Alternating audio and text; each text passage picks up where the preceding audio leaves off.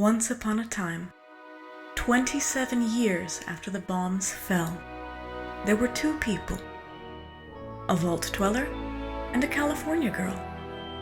They met and sparks flew. That's when things got interesting. This is their story.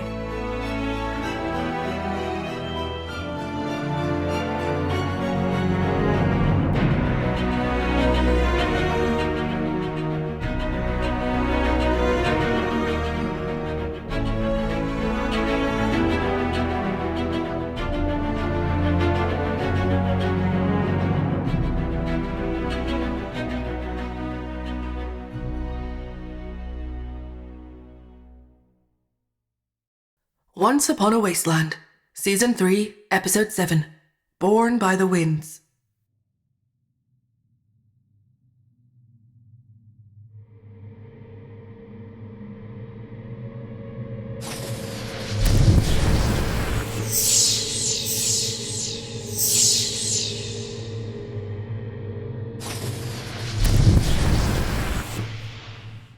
Home sweet home.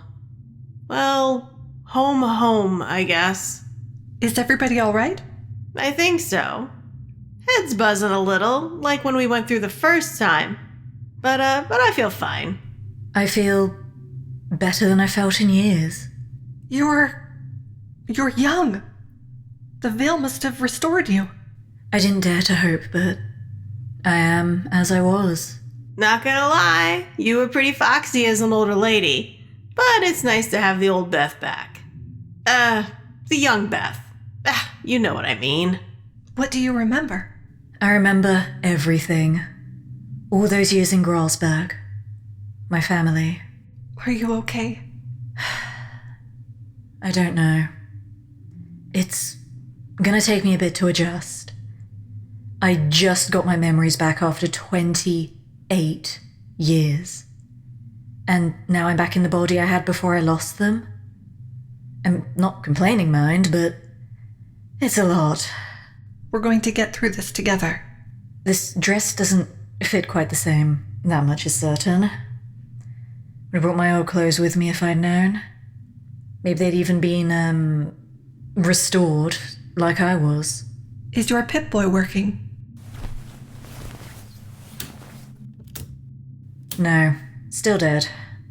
Must have been damaged before I traversed the veil. I should be able to fix it when we get back. We'll want to listen to the holotapes I recorded. Are you having residual memory loss? Not exactly. My mind seems to be trying to reconcile everything.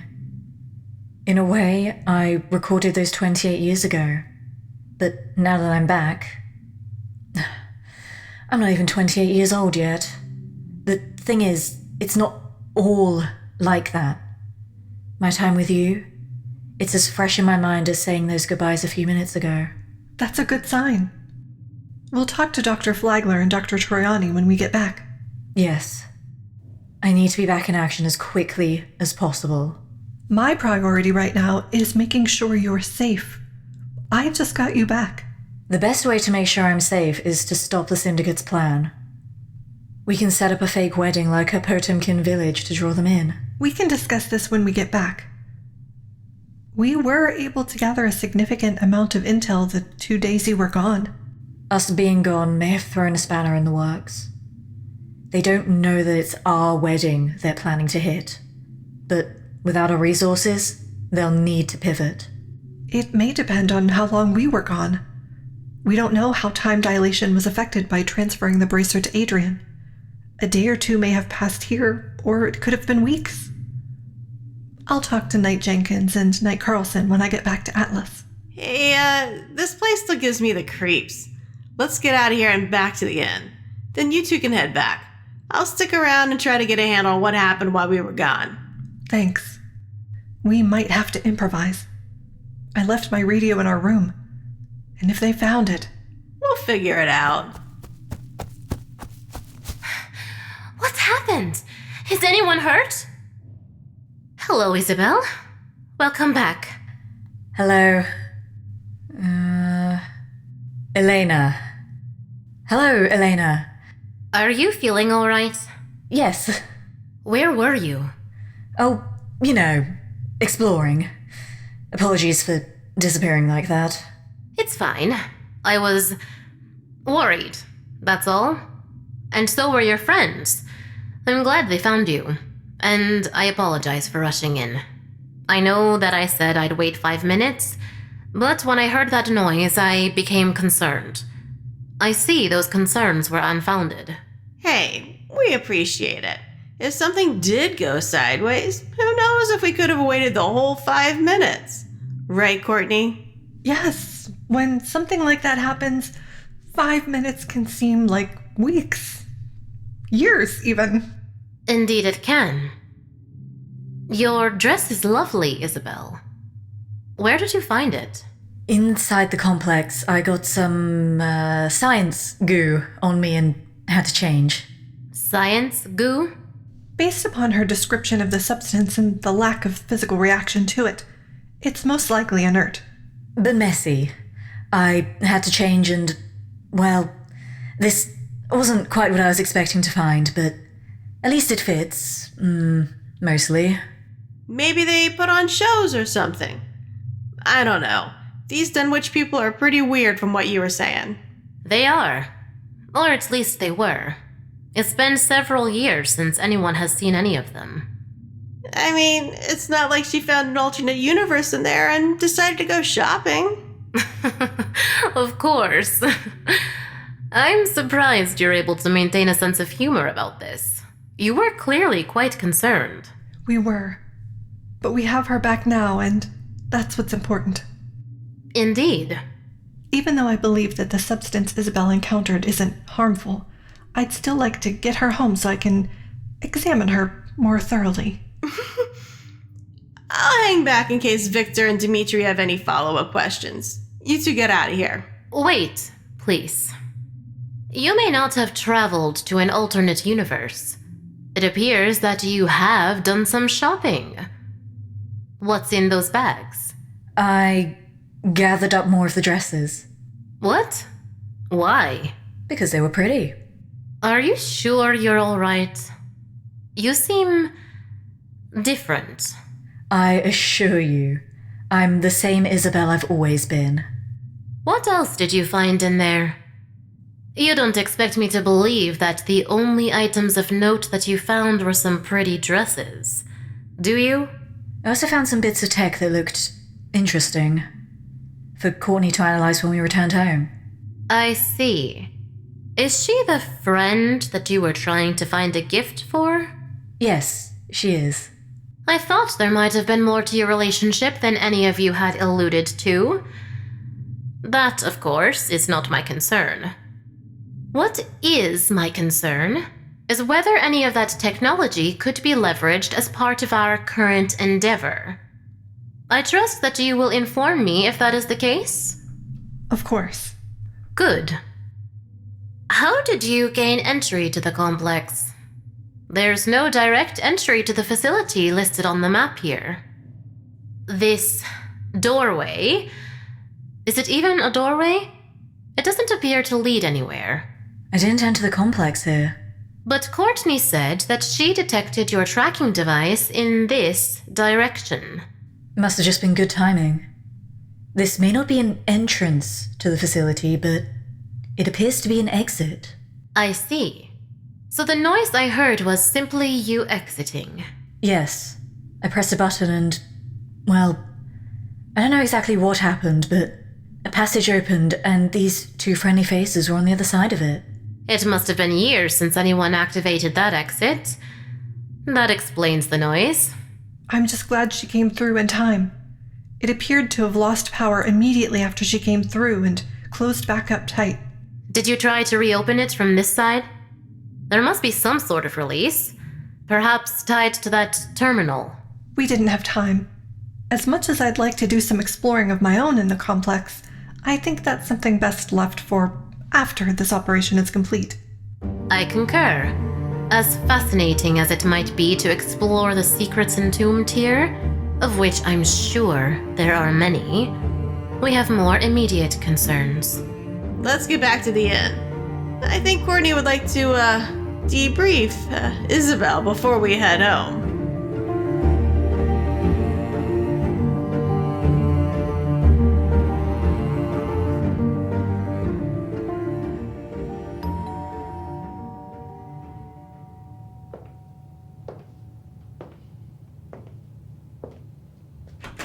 Hi, Beth.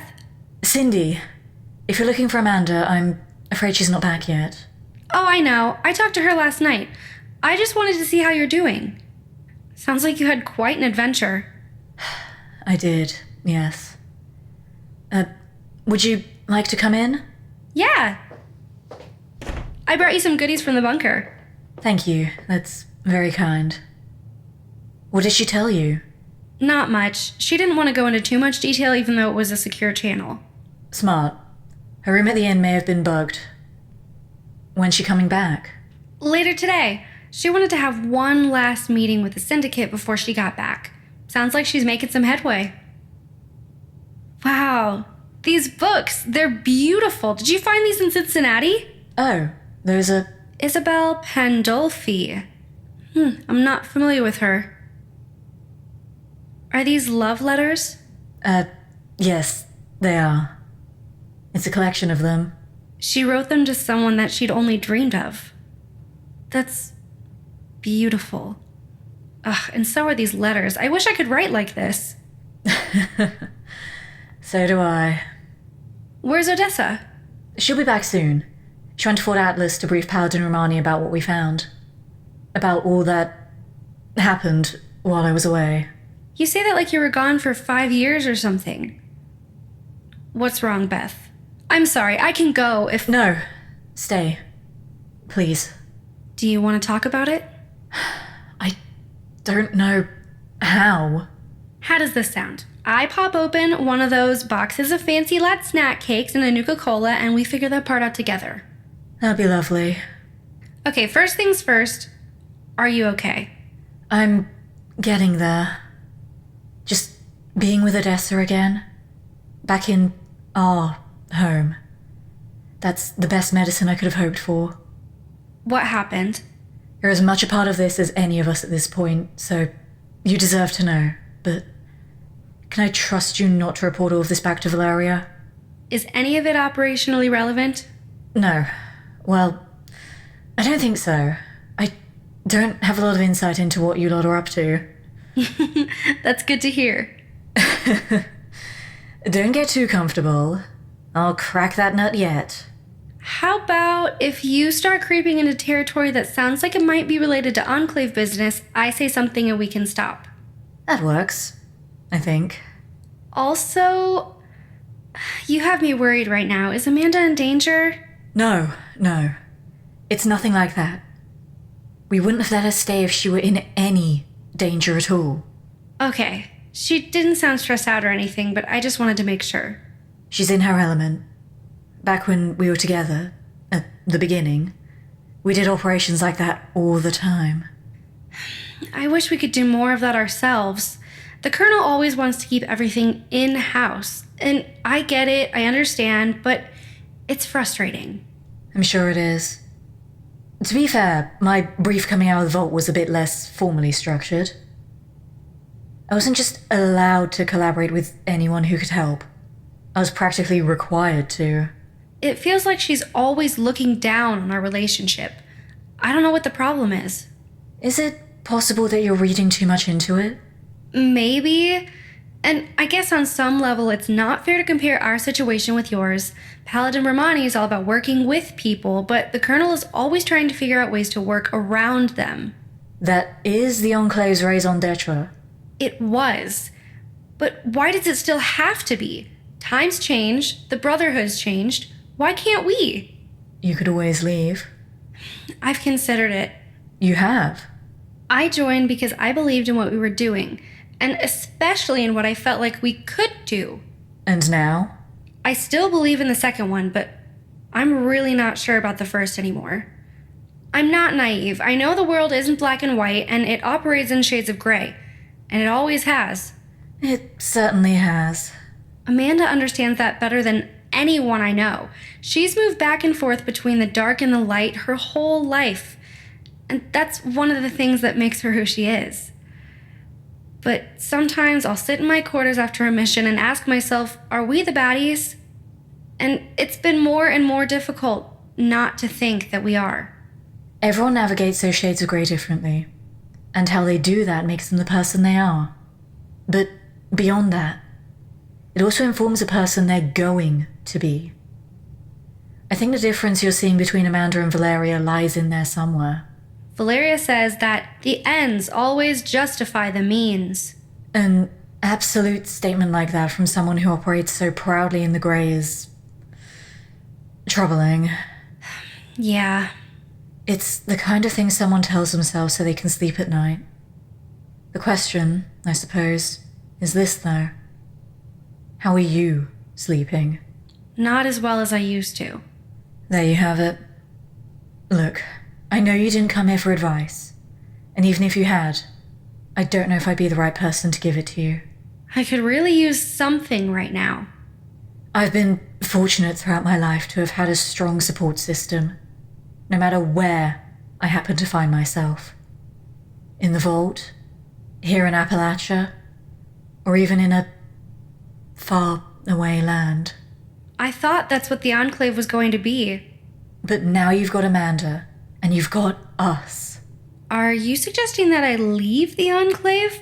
I don't even know if they let people do that. I'm very much not suggesting that. Only you can determine your path. That decision is and must remain yours. You can't make it for me, for Valeria, or even Amanda. You have to make it for you. That just sounds so selfish. A big part of the reason I joined the Enclave was to serve the greater good. It's not selfish at all. The most effective way to serve the greater good is to be the best version of yourself that you can be. You're not always going to be that. And you have to allow yourself the grace to forgive yourself and understand that it's part of the journey, of your journey, which isn't going to look like anyone else's. I think I understand. And I still want to believe in what we're doing. It's just that it's getting harder and harder to reconcile that with how we're doing it.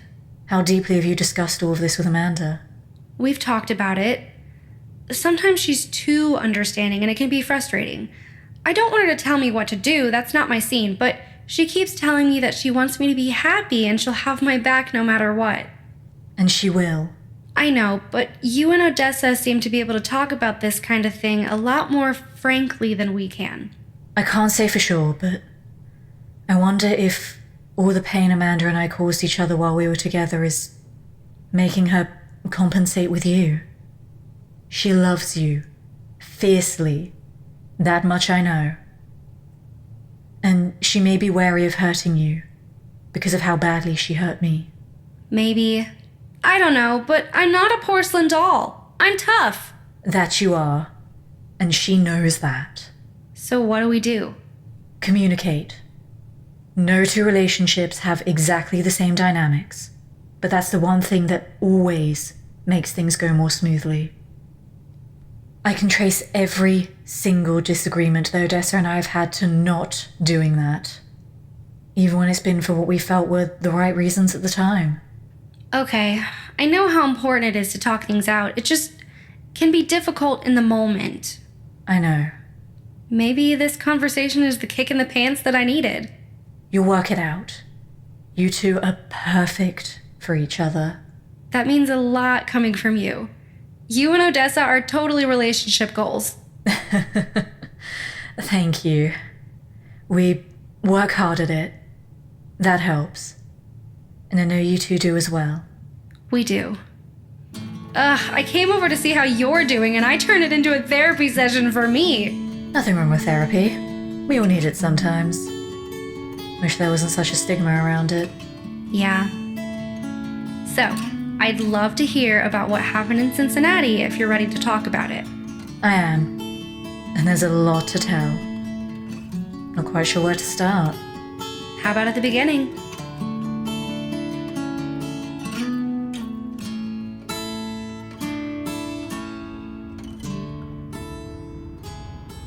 I can't even think of the right word. Unbelievable doesn't fit. After what happened last year, I'm not sure I can use that word unironically anyway. I know the feeling. This portal. The veil. I feel it's important to maintain distinct nomenclature between it and what we dealt with last year. You're sure it's not the same phenomenon? Just because the technology is different. It wasn't only the difference in tech. Then what was it? I'm sorry. I'm pressing you. I understand. I'm sure you do, but given what you've been through, a lighter touch is warranted. That's not something that comes naturally to me. I'll warn you if you start approaching Daniel Shin territory. Fortunately, I don't think there's much danger of that happening. At least as long as I have you around to keep me in check. I'm confident that our risk of an incursion by the Untainted is no greater now than it was before. Good. What about an incursion through the veil? Based on what I saw while we were in Gralsberg, I feel that the risk is low. The only way to traverse the veil is by using the bracers, and those are firmly in the possession of the Corbin family. And if there's regime change? That's just it. There's no regime there. I don't understand. The Corbins don't rule by fiat. They don't rule at all. That society has been going strong for 500 years, and I didn't see any cracks. And it wasn't for lack of looking. You were looking for cracks? Not actively, but the lack of them started to stand out. Given what we've been dealing with for the past, well, forever, it seems, I can understand that. A properly functioning society is well outside anything we've experienced.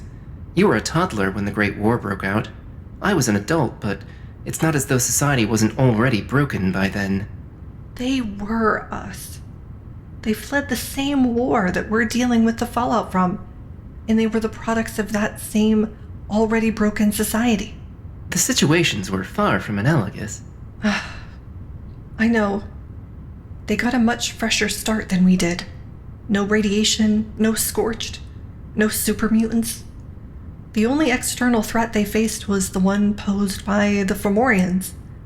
But in spite of that fresh start, well, the infighting I read about sounded awfully familiar.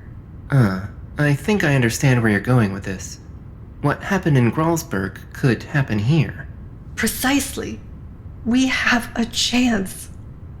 I thought I already believed that, but seeing what they built, we may not have bracers or stabs or sashes, but based on what I saw, I think they would have been fine without those.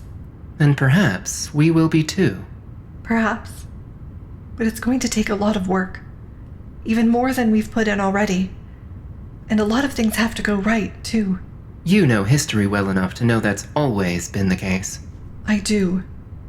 There have always been headwinds, and those headwinds often seem insurmountable to the people facing them at the time. It's easy to look back and think that it was always going to work out, but that's difficult when you're in the moment. I'm very interested in digging into the early parts of the Song of the Sixth to get that perspective. Did you have a chance to look at the schematics for the SCM device? If we can harness that technology... Briefly. My focus has been squarely on Beth. Of course. How is she? She's okay. Just okay?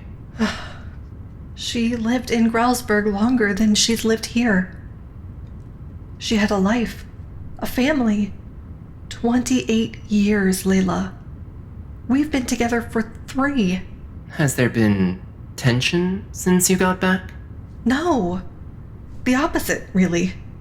We didn't miss a beat. It's like she came back home after a long trip. I think she's enjoying having her youthful vigor back. That's a good sign. So what's wrong? This is uncharted territory. I don't know what kind of impacts this experience is going to have on her. And on your relationship. Yes.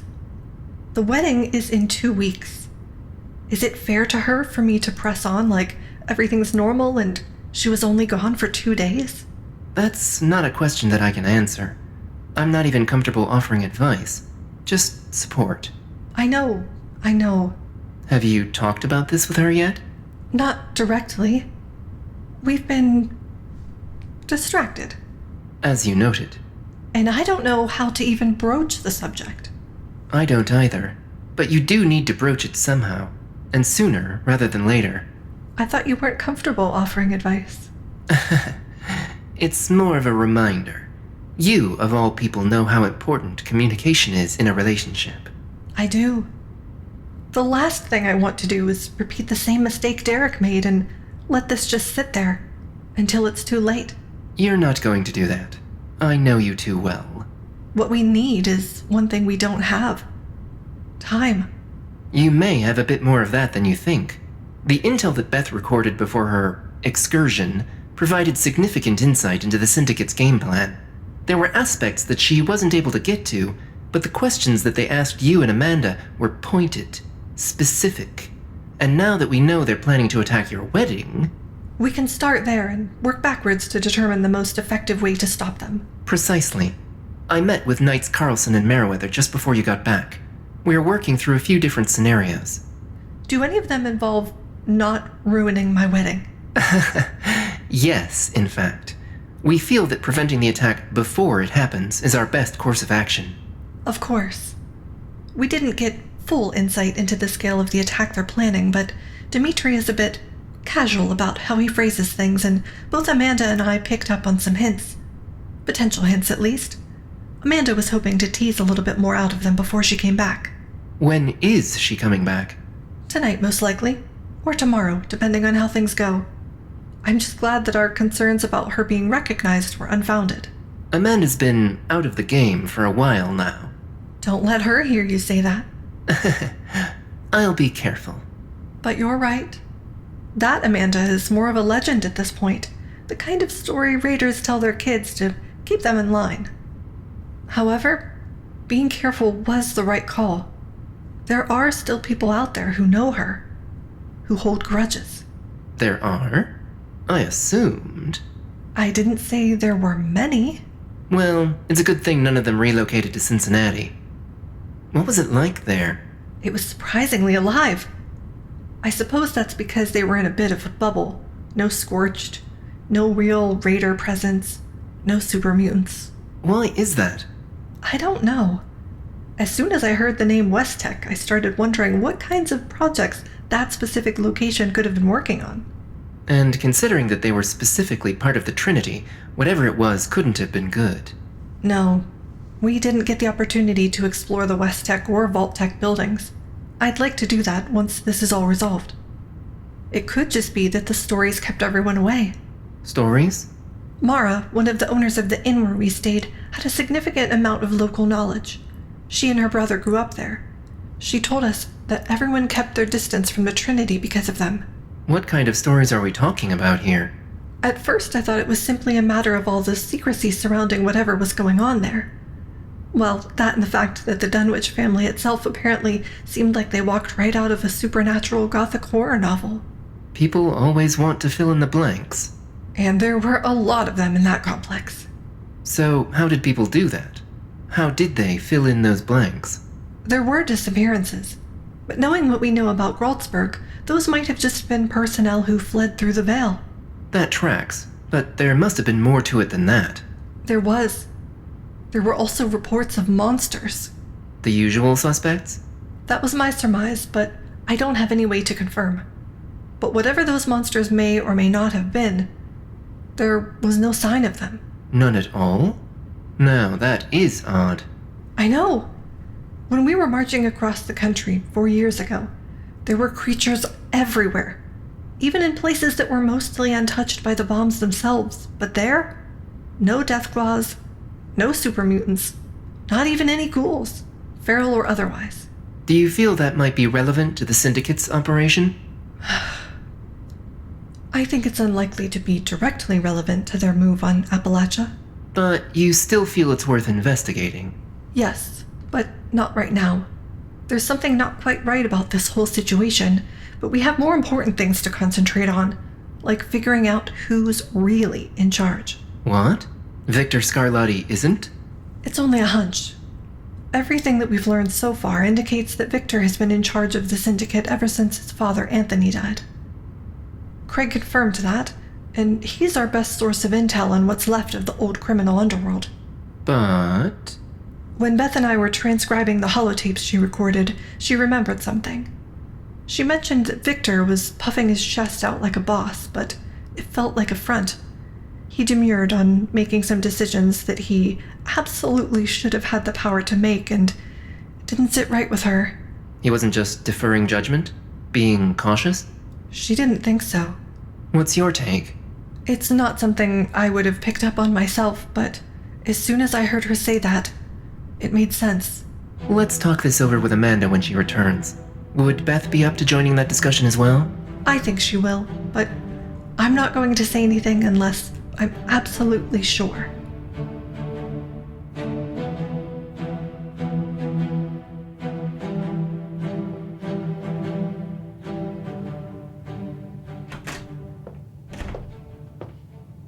Hey, how are you feeling? Better, now that you're here. I brought us food. Bones radioed me while I was on my way back. He made us dinner. I thought you'd like to eat here rather than going out. That was the right thought. I missed you. I'm sorry it took so long. Don't be. I understand. And I think their return to normalcy is exactly what we need. Speaking of, Cindy stopped by. It was nice to see another friendly face. How's she doing? Well, I don't think she intended to come here to vent. Oof.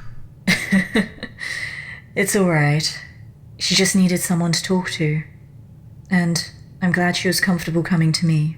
Is she okay? She will be. Think I might need to have a chat with Amanda when she gets back. Nothing serious, I hope. I thought everything was going well there. It is. Very well, in fact. I think that's where some of her angst is coming from. What do you mean? The Enclave doesn't operate like the Brotherhood does. At least, not Romani's version of the Brotherhood. Oh, I see. When you and I got together, it wasn't an issue. Layla made sure of that. The Brotherhood and the Enclave both fancy themselves as families, but they have rather different perspectives on what that means. We're not without our faults, but we care about each other. I saw how powerful that is while I was in Gralsberg. Say what you will about the artifacts, the bond between the Bracers and the land. That society was built on the same principle. 500 years of peace and prosperity, because people cared about each other.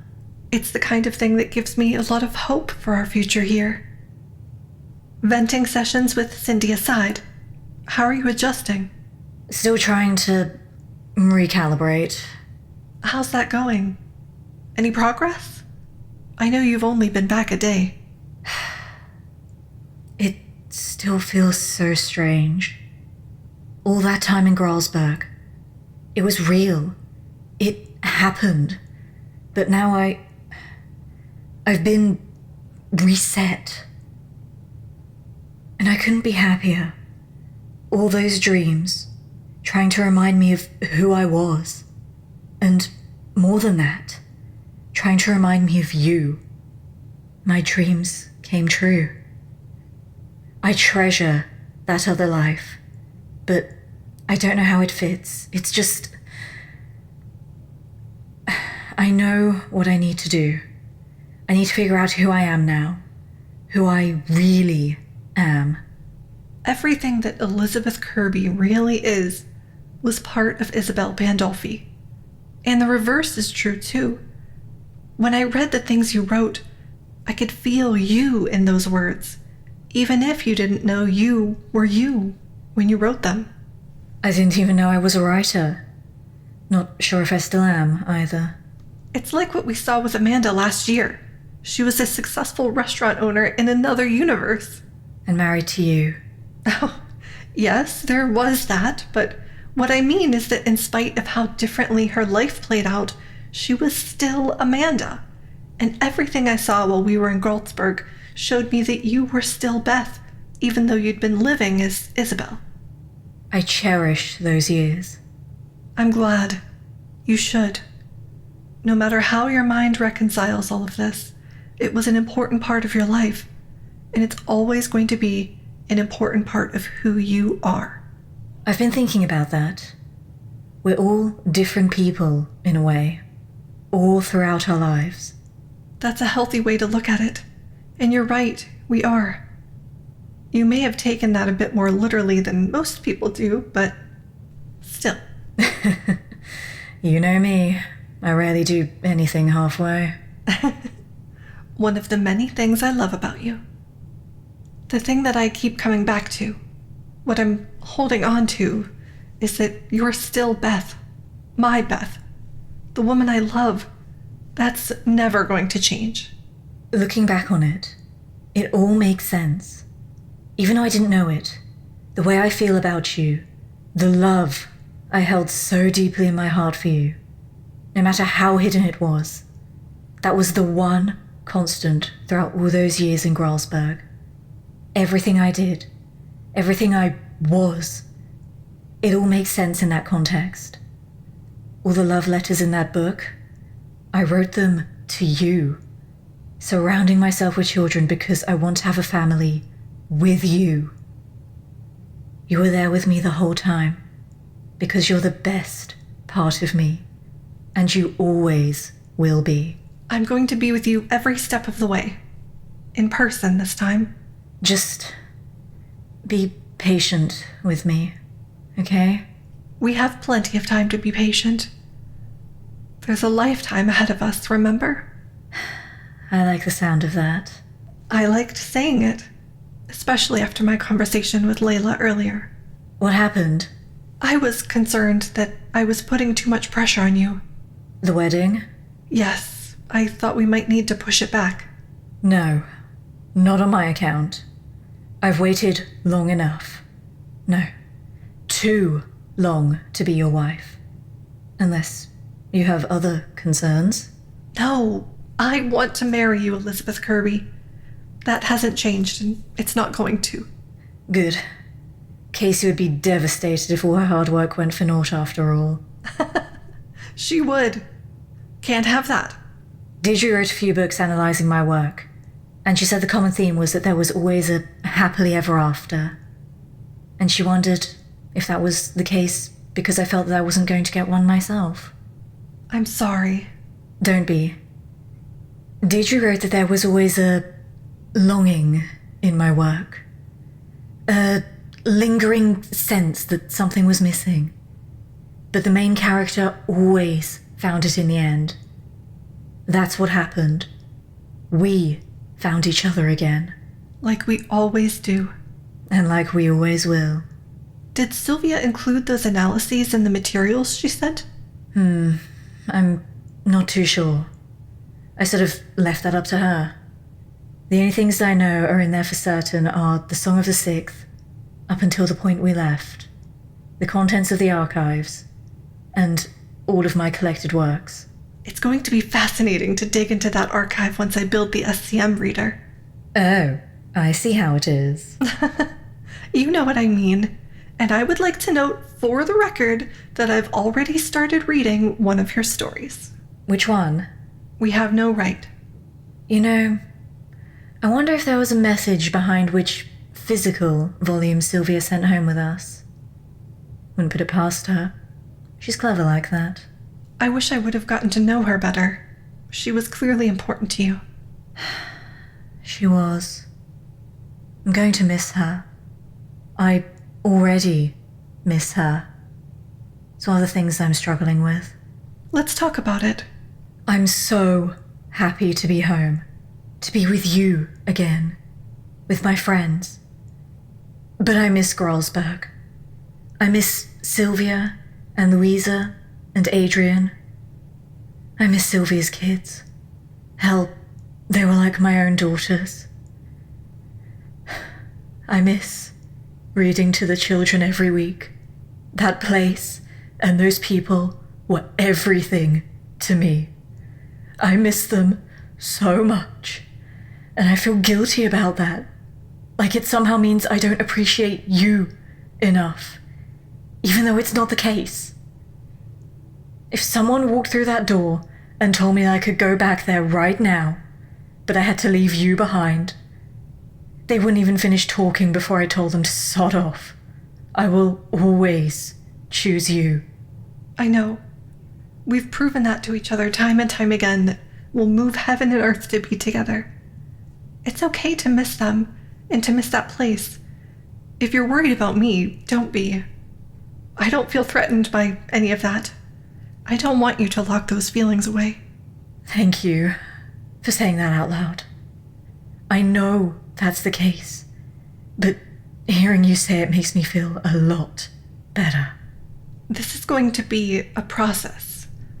I understand that. And I have an idea that might help. What is it?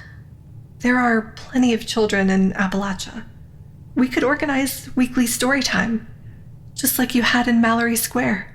That would be brilliant. I'd be bringing a little piece of Gralsberg home with me. And who knows, it could even become a tradition. I like the sound of that. Shall we have dinner? Bones is a brilliant cook, and I'm famished. You can set the table and I'll get everything ready.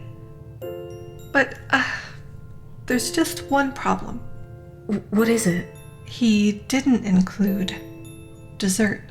I think we can figure something out.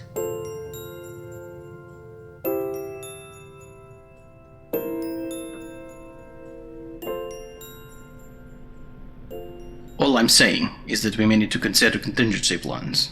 You think I haven't already been doing that? Your plan is to... what's the word? Astronomy. I don't know what that word means, but I assure you that my plan is not to anything. I still have my doubts. I understand, and I will do my best to allay your concerns. Your assistant, however, does not seem to share them. Elena is clever, but she doesn't have the benefit of experience. Experience is often overrated, especially by those who have it. You're starting to sound like your father. I'll take that as a compliment. You should. Anthony was a good man. An honorable man. He always said the same about you. That's why I trust you. Mr. Bliss insisted that I keep the circle tight, given the sensitivity of this operation. Now, one does not insist when dealing with him, but I strongly advocated for your involvement. Thank you for that. Fighting off disorganized bands of raiders every few months was boring me. At least this is interesting. You'd think they'd have gotten the message by now. They never do. Every time a new leader emerges, they think that they'll be the ones who can finally topple the old Russian and take his little slice of the wasteland. And every time they fail. Their incompetence is both galling and amusing, and matched only by their hubris. This operation will make them think twice about continuing those attacks. One would hope. Good afternoon, gentlemen. My apologies for being late. I just finished speaking with Isabel. Oh no, you're right on time. Dmitri and I were just reminiscing. Well, in that case, I rescind my apology. That's fair. I trust Isabel will be ready for a demonstration of her technology soon. She will. Courtney has joined her, so that work should move more quickly now. And you made our timeline clear? I reiterated it, yes. All three of them are now fully briefed on what we wish to accomplish, when we wish to strike, and the specific parameters that will be in play at that time. Good. Riley is waiting outside. She stayed behind in the event that we had any additional questions. If we do not, she will join Isabel and Courtney. Show her in. I'd like to discuss whether she may be able to assist with taking care of our complication. I like that idea. Leveraging one of Isabel's human subjects for them might be an excellent proof of concept. My thoughts exactly. Riley, please, come in. It's lovely to see you again. I trust that Courtney's journey home was uneventful. It was. Thanks for asking. What can I help you with? The tech is kind of outside my lane, but I can talk strategy if you want. We'd like to discuss something else. Okay, what's up? There is a potential complication. It may not even rise to that level, but since you're here... Got it. I am all about uncomplicating things. Can this technology be used to control individuals? Or is it just for coordinating cannon fodder? Well, it's more complicated to do it that way, which would make it a lot more expensive, but yeah, you can control one person individually if you want. Good. We need an assassin. An assassin? Who do you want to take out? Faction leaders? Cut off their heads before you make your move? No, that would put the entire region on high alert, and in turn would put the viability of the operation at serious risk. Yeah, you start picking off muckety-mucks, they're gonna lock that place up tighter than Fort Knox. Precisely. Okay, so who did you have in mind? There's one person there who is, what's the word? A wild card. Yes, a wild card. A raider. The Raiders in Appalachia, they're not much of a threat. If the Cutthroats were still in charge, maybe, but they got taken care of by the Scourge. But Meg? She's a pushover. Relatively speaking, of course. I should have been clearer. This one is a former raider. Or, at the very least, not affiliated with the group living in that crushed space station. Okay. She's been pretending to be a simple bar owner for several years now, but we're not fooled. Her past, or present as a raider, whichever it may be, is not why she's dangerous, however. Alright, I'll bite. How is one lone former raider who may or may not have gone straight dangerous? She is very close with both of the women who are getting married. Intimately close. How do you know that? That does not matter, just that we do. This raider has built up quite a reputation over the years. She is not one to be trifled with, given her relationship with the Vault Dweller and the Scribe. She has the potential to be a thorn in our side. She maintains a strong network of contacts and has a lot of favors she can call in. And for this, she would. Okay. Got a name? Her name is Amanda Otis.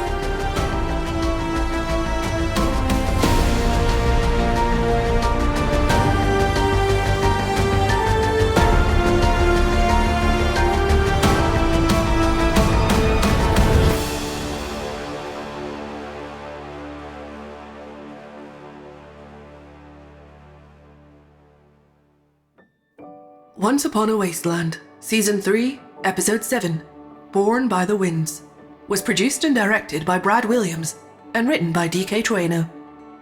Starring Letitia Lemon as Elizabeth Kirby, Vitriol Plays as Odessa Valdez, and Lucy Middleton as Amanda Otis. Also starring Pandora Beatrix as Layla Romani and Maria Cheshire as Cindy Connors. Featuring Justine Leah Hintz as Elena Sorokin, Cal Kerwent as Victor Scarletti, and Lou Sutcliffe as Dmitri Orlov. Opening narration by Ashley Sakon. I'm Kirsty Harrison. Please join us for our next episode, Season 3, Episode 8, As the Wings of Starlings Bear Them On.